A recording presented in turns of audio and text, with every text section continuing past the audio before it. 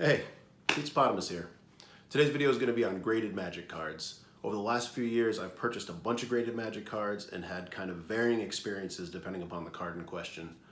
So I wanted to do a video and talk a little bit about, what to look out for when you're purchasing graded cards, have a little bit of a conversation of, is it worth it to buy graded cards?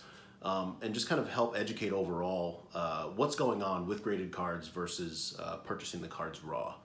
So the genesis of this whole kind of experience started with me wanting to purchase a full set of unlimited Power 9 in Beckett or BGS 9 mint grades. And in 2017, 2018, the Magic market went nuts, and I had to basically kind of pivot and start purchasing raw. So I wanted to kind of compare the experience as well as, like I said, talk about some of the cards that I've purchased, to show you some of the specific issues that I've had and what to kind of look out for, so that when you're going out on some of these eBay auctions or just looking at graded cards on one of the websites that sells them, you can kind of know what to look out for so that you don't get burned, or so that you purchase exactly what you're expecting to purchase. So with that, let's take a look at some of the cards. So real quick before we get started, I'll kind of give you an overview of what we're looking at here. So the bottom row are cards that are misgraded. This is a stack of cards that are graded accurately. This is some shenanigans with PSA that we'll talk about. This is a PSA card that's kind of just, it's going to stay in its case and just kind of act as a control for kind of general opinions on PSA grading. This is a stack of raw cards that I purchased to complete the Power 9 set. And I guess to get started, let's talk about the kind of biggest offender of the group here, the Black Lotus. So graded at a 9, and as soon as you take a look at it, it looks really nice, really great eye appeal. You start getting a little closer though, and suddenly you start to notice things like blackening of the edges here, and as we drag our finger down, there's actually ink on the card. There is a piece of plastic wedged in between the BGS case and the card.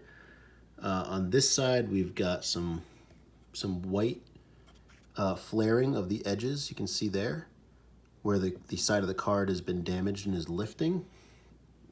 And then if we flip over on the back, I mean, the two subgrades here that are kind of in question here are the edges of 9 and a surface of 10.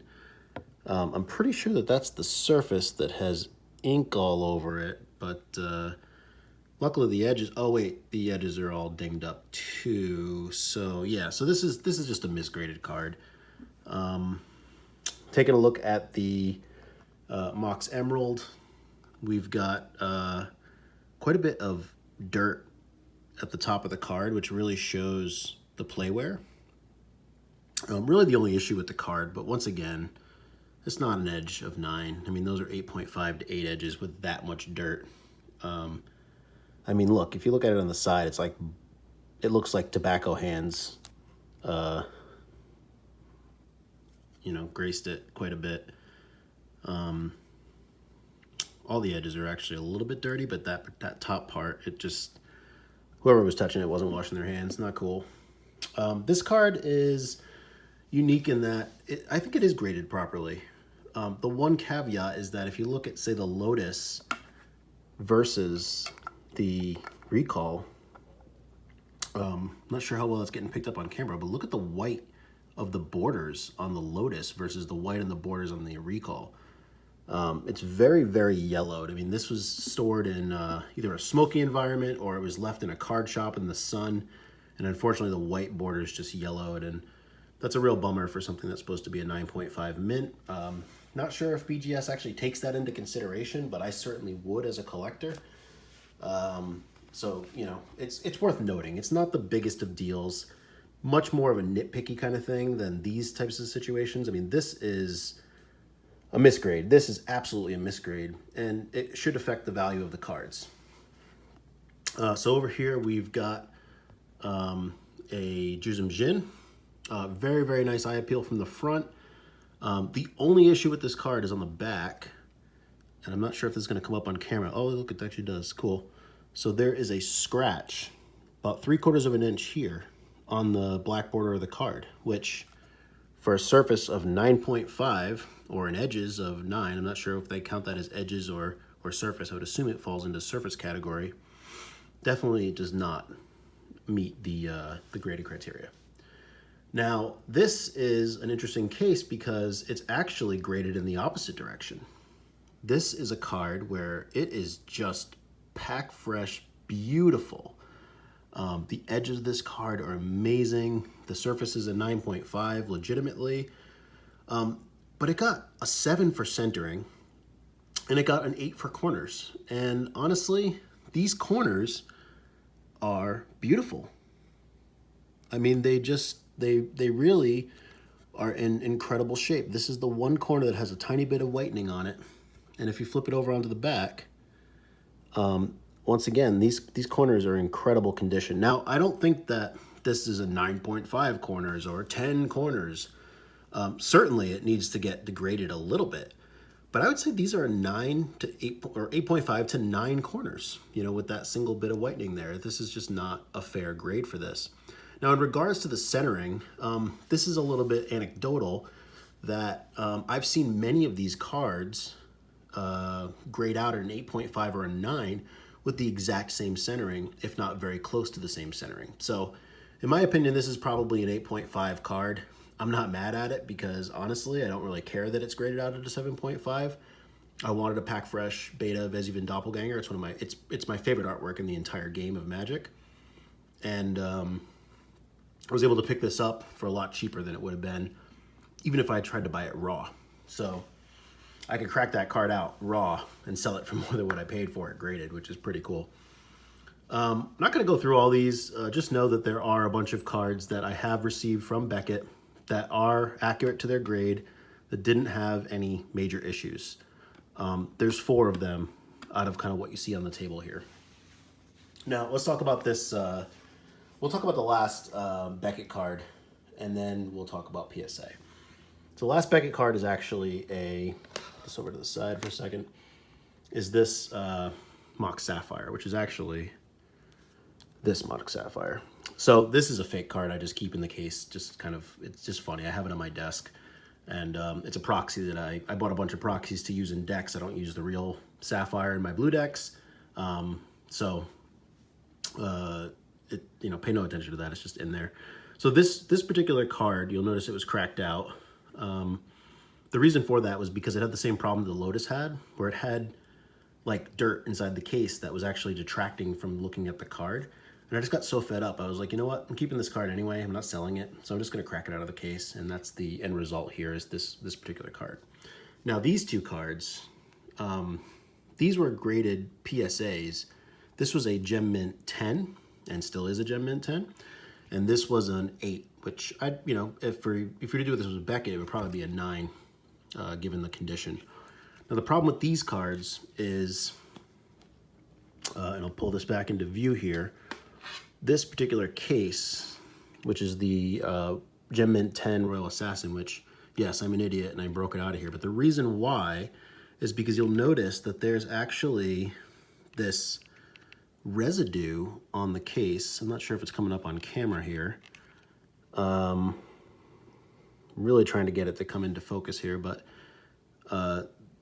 there was like some kind of like glue or like residue that was actually touching the card. And the problem with PSA cases is the card will actually slide back and forth. In fact, I could probably throw a test card in here and just show you that real quick. Let me see. Gotta have a card laying around here somewhere.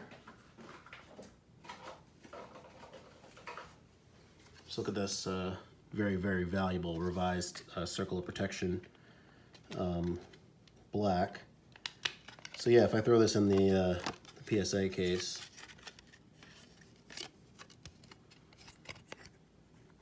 it's actually very difficult to get in here. So one side has the ridges and the other side doesn't. But yeah, so if I put this in here, oh cool, make a liar out of me. Did I catch it on the edge? Yeah, I did. It's caught. It's caught. So yeah, the card will rattle back and forth inside the case, which is Hear that? Not cool. I don't want my cards to move around. So anyway, that's one of my major issues with PSA and that's what I wanted to talk about with this one. I'm very, very gentle when I'm moving around with this one because I've seen things online where people, they drop a card or in shipping, it gets kicked around by the mailman, and suddenly the edges get damaged because the card does have the ability to move in the case, and with enough force, you can actually damage the side of the card because not the entire part of the card is supported. The support ends, up toward the corner there, right? So you're basically allowing for the card to continue to move and damage the edge there. So probably very uncommon, but the fact that it's possible is kind of a design flaw when we're dealing with such sensitive, valuable collectibles. So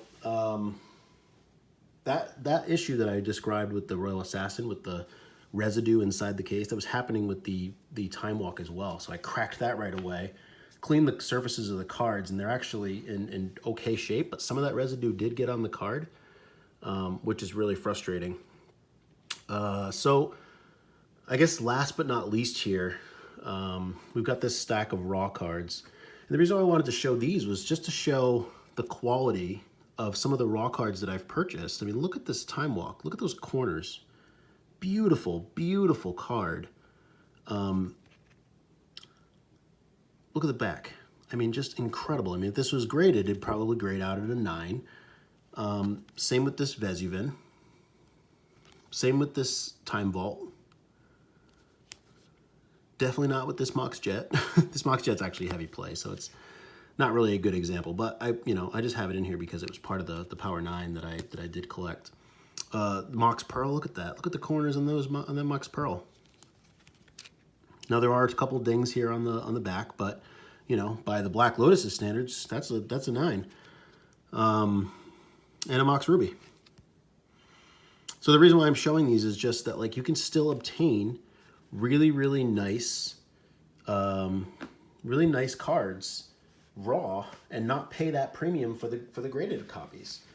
So the one last thing I did want to show is we were talking about damaging cards with the PSA cases. Beckett has the same problem, honestly. If you look at this closely, look at those teeth at the top there. That's the border that this card will smash up against if it's dropped, slammed, or kicked in delivery. Again, probably a rare scenario, but the fact that I can take one of these cards in a top loader, that's got I have it in a hypermat inside the top loader. I can take one of these cards, toss it across the room, throw it as hard as I possibly can, nothing's gonna happen to it. I can't say the same about the cards that are supposed to be in much heavier duty cases that are supposed to be, much more protected. So I know that's like I said, it's probably nitpicky, but when it comes to collectors who really want to preserve these cards, I'm not sure that grading is necessarily the best way to do that. So anyway, so the kind of final part of the conversation is it worth it to buy a graded card versus buying a raw card? And overall, I'm going to say no, it's not. Overall, I'm going to say that of all the cards that I've purchased graded, I've purchased a raw card that was significantly less money that gave me the same experience I was looking for, and it and ultimately may have even graded out at a higher grade than what the price point that I bought it at would represent. So I do think that there is certainly a little bit of security getting a graded card, having them verify the authenticity, feeling like maybe you can trust that the surface at least is accurate. But as we saw with kind of some of these cards, the surface is not necessarily accurate. So even if it's graded, you can't necessarily rely on that when you're purchasing on eBay, and you really should still scrutinize that. So That's pretty much all I wanted to cover. I mean, you guys are going to make your own opinion on this, but I really do want to just put the information out there that, you know, these are the cards that I have purchased. Some of these are very, very famous cards that, you know, it's not like this was sent out with 100, you know, commons or, you know, beta islands or something like that. And like, oh, they misjudged them, beta island. You know, these are cards that should be getting a little bit of special attention on what their condition is, because they're going to demand a significant premium depending upon what they get for a grade. And maybe that plays a part as to why they get misgraded, because they want to actually grade them out at a higher grade, or there's incentive to do so. I'm not really sure, but when you're on eBay, really think about this. You know, really think about, is it worth this extra premium to get this card graded? Sometimes I do think it's worth it. Sometimes the price is right. I mean, in the case of this, right, we scored this at a significantly lower price than it would have cost to even buy it raw, with it being in as good a condition as it is. So, yeah, hopefully this was helpful, and we'll see you next time.